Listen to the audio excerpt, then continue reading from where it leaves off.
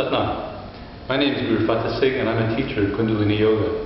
I'm going to share with you today the greatest meditation, what the greatest meditation is. It's a teaching my teacher Yogi Bhajan gave me many years ago, and it's the greatest meditation. It's a very important place to go. Most important thing you can have in your life if you want to change is a sacred, something you call sacred. It can be a person, it can be a scripture, it can be a tree, but some place that you consider sacred to you, some place where you can go for inspiration and guidance. For a Sikh, their inspiration is the Sri Guru Granth Sahib, and so that is their focus. But for some people it could be something else. It could be the Torah, it may be a holy man, it may be all kinds of different things. The nice thing about Sri Guru Granth Sahib is it can't change. It won't die on you. Holy man can lose his holds, he can die on you, lots can go wrong. But Sri Guru Granth, which is a beautiful epic of divine poetry, not going to go anyplace. Coming back to the greatest meditation. The greatest meditation is when you think ahead to meeting with your Isht, that holy institution, that beloved, that divine beloved of your life. When you think ahead 24 hours before going and presenting and offering yourself before that teacher of yours. So the idea is to spend the entire day in remembrance and in looking forward. Like you're meeting your sweetheart, your darling, your God. Treat yourself really well. You know, it means eat divine foods, speak divine words, dress divinely, sleep divinely, meditate divinely, engage divinely for a day beforehand. Prepare yourself. There's a saying that somebody who doesn't have a holy place to bow to, a holy institution, something which they consider sacred and beyond their wishy-washiness of their mind, something solid and sacred and timeless in their life that they can go to and offer themselves to and pledge themselves to, they can't change. They're stuck. In the traditional Indian vocabulary, you're known as Nigura. Nigura. It means without a teacher, without a guru. And by implication, it means you're kind of a useless person. I'll tell you a story. Another story my teacher shared. It's a story of a very smart man. He's called Muni Narada. Okay, Narada Muni. And very intelligent man. And his teacher at the time was Krishna, Lord Krishna.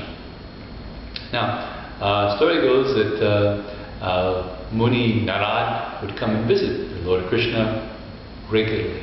And he loved to have audience with Lord Krishna, and all of the people in Krishna's congregation. They loved to have Muni Narada come. He's a clever fellow. He's fun. He's funny. He's very smart, and he tells stories. He's good to have visit sometime. And sometime Narada Muni would, he would go, and he would come back, he would go and come back. One time, it's funny when he came back, because they're having an outdoor gathering, he came back and he noticed where he was sitting. People were digging it up and putting it in a pail and taking it away. And this guy made him curious. He said, "What is this?" And so he asked somebody, he said, "Oh, well, since you're a Nigura, you pollute any place where you sit, and so we take that bad earth and we just put it away, and we plant some grass there, and everything's good again." And I said, "Really? It's that polluted?" So he asked Lord Krishna, he said, "Is that true?" And still is. Yeah, it's true. It's true. I mean, you're the guru and nobody told you. What could we do? So we just make the best of the situation. We clean it up and you can come back again, no problem. But Narada Muni said, that can't be right, Why don't you be my teacher? If I need a teacher, you can be my teacher. Lord Krishna said, no, you can't be my student. I'll tell you why later, but you can't. And Narada Muni said, well, who will be my teacher? And so Lord Krishna said, well, no problem, you'll have a teacher. Look, go to sleep, do your meditation, and if you come out of your meditation, first person you see, that'll be your guru. And Narada Muni said, that sounds funny. He said, that's cool, it's okay. So Narada Muni spent the rest of the day, had fun, and went to sleep, did his meditation, woke up, went out the door. First person he saw was a fisherman. Fishermen, they catch fish. And, it's kind of a smelly business. Narada Muni wasn't really too taken with that. He said, this man is my teacher? It looks like a dumbbell. How can he be my teacher? And so Narada Muni introduced himself and said, hello, my name is Narada Muni, and I will be grateful if you'll accept me as your disciple. And the fisherman is looking at him. He heard of Narada Muni, he's a famous guy, like a movie star, right? He said, you can't be my disciple, how can that be? Narada Muni said, yes, please, honestly, here's an offering, please, I want you to accept me. The fisherman still wasn't sure. He said, yeah, show me that I'm your teacher. I don't believe it. He said, well, I can do lots of stuff, And Narada Muni said, I'll prove to you that you're my teacher. And so he turned a tree into gold. And the fisherman started to look and said, that's interesting. And then he took the fisherman and he made him also to see in his inner mind, to see that in fact he was the teacher of him. So finally he said, I guess I've seen it now. I am your teacher, so come along. So he taught Narada Muni how to fish, and so they're fishing, and Narada Muni was cutting open the fish and taking out the guts and chopping off the heads and meditating all the while. How can this man be my teacher?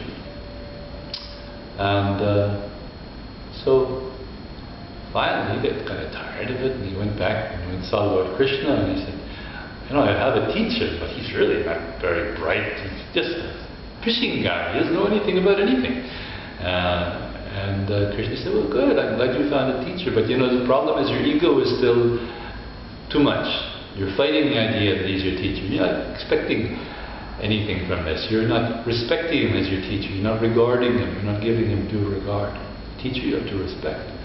So Narada Muni said, yeah, I guess. Why don't you just be my teacher? And Lord Krishna said, well, this time, you know why I don't want you to be my student? Because in your ego you'll say, I am Lord Krishna's student. And that'll just puff you up. You don't need that. You need the fisherman to be your teacher. So Narada Muni went back and spent some more time with the fisherman, cutting fish and taking out guts and chopping off heads. And he told the fisherman, what his problem was. And he said, I just want to be in grace, And this is a very smelly life. I don't know. But I accept you as my teacher. Can you teach me how to get out of this mess? And the fisherman said, yeah, I understand. Wherever you go, whenever you go to see Lord Krishna, they always dig up the dirt. Well, there's one place you can go where they won't dig up the dirt. And Narada says, yeah, what place is that? You sit in Lord Krishna's lap, and nobody can dig that up. He said, yeah, I guess that's right. And so Narada Muni, he got what he was looking for. He thanked his guru. He went back to see Lord Krishna, and Lord Krishna said, oh, you're back. He says, yeah, I'm back. And Lord Krishna said, well, please sit down. Narada Muni said, no, I'm not sitting down right away. Please, you sit down first. And Lord Krishna asked, what is that? He said, well, my guru told me that if you sit first, then I can sit in your lap, and nobody's going to dig up your lap. So Lord Krishna gave a laugh.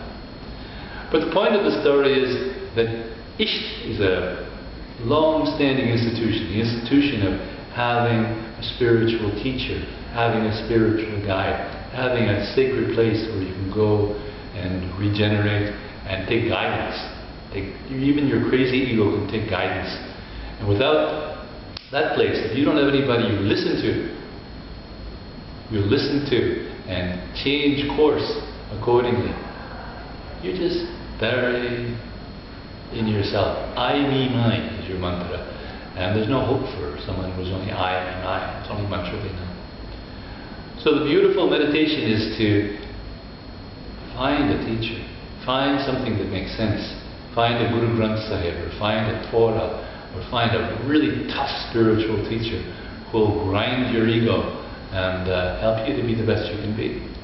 And before you see them, meditate. Meditate on seeing them. Meditate on being with them. Meditate on opening your ears and your eyes to learn from them. 24 hours in advance.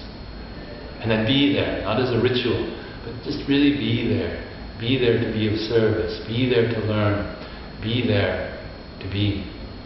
So that you can be a being, not just a thinking, kletsing, hassling, neurotic human. Be there to be. And then after you go, take that experience with you. Reflect on it. Take it with you. That is the greatest meditation. Thank you.